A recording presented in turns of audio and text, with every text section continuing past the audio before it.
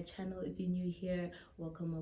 If you're a returning subscriber, welcome back to my channel. So today's Mother's Day, guys, and I just wanted to honor and appreciate my mommy today. I miss her so much.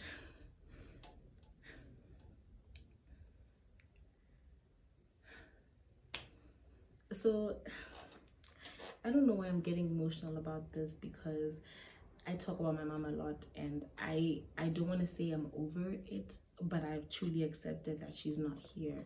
And you know, everybody's doing something special for their moms today, you know, gifting them and all that kind of stuff. And because I can't gift my mom, I thought it would be nice to do a video for her that will last forever and ever. So basically I divided this video into 3 parts. The first part, I'm going to give you guys fun facts about my mommy, and then part number 2, I'm going to tell you guys how I lost my mommy, and part number 3 is how I dealt with grief. So part 1, fun facts about my mom.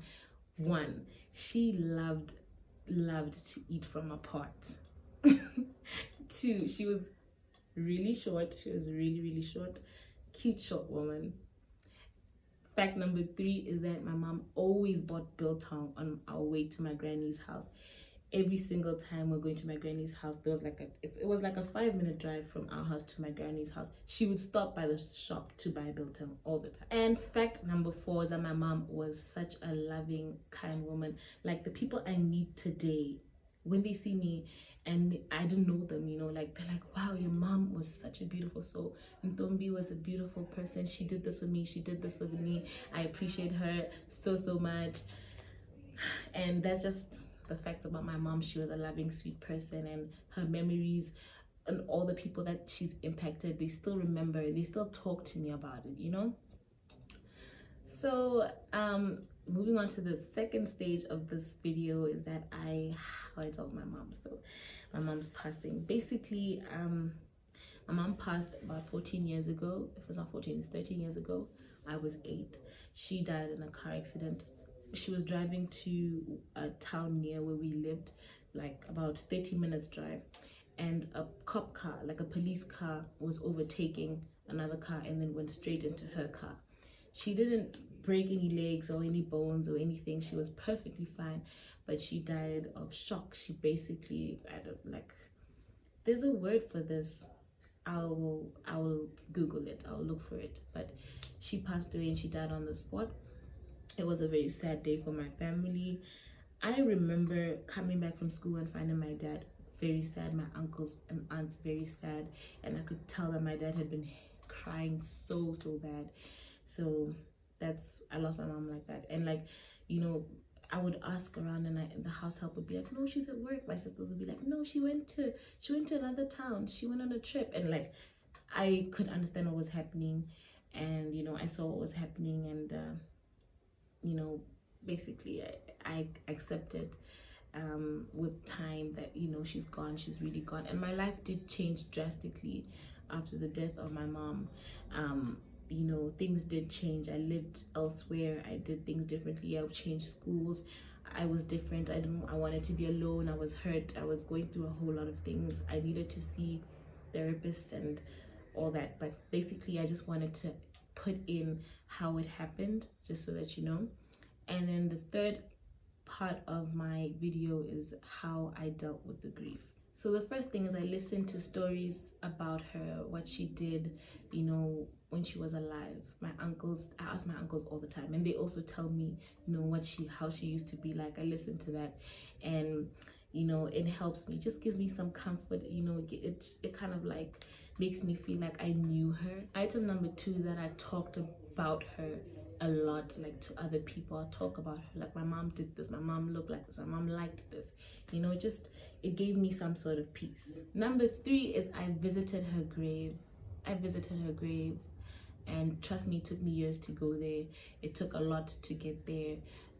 So I visited her grave, and yeah, it also gave me peace. It made me feel like she's right here. She did exist. It's not like she never existed. She lived, and she's here. The next item is that I created a ritual in her honor. I started to celebrate her death anniversary with my friends. You know, I went to a boarding school, so my friends, they became family, and like, you know, they would just be with me on her death anniversary and sing a few church songs and just help me remember her. And it just gave me some peace and comfort, and it just made me feel like, you know, she was there. And that's basically it, you know, because I do all these things to remember her, in remembrance of her love, and that she lived, and that, you know, I had a mother, you know. Yeah. The next thing is that I put up a picture of her that I can see every day.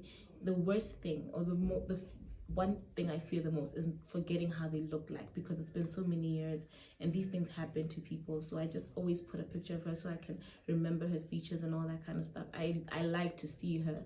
Sometimes I change my wallpaper to put my mom, because I just, you know, miss her, and I just want to remember how she looks like, and how and you know, the tiny little things about her features, the features on her face and all that kind of stuff that I can forget, you know, like where this beauty spot was and all that kind of stuff, because I was young when I lost my mom.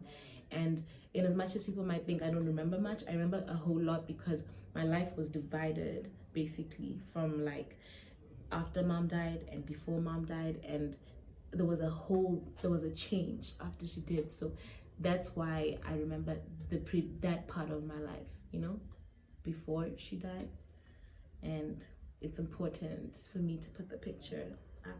I play music also, that music that she liked. My sister helped me with this because she was much older when my mom died, so she'd be like, my mom, you know, mommy liked this.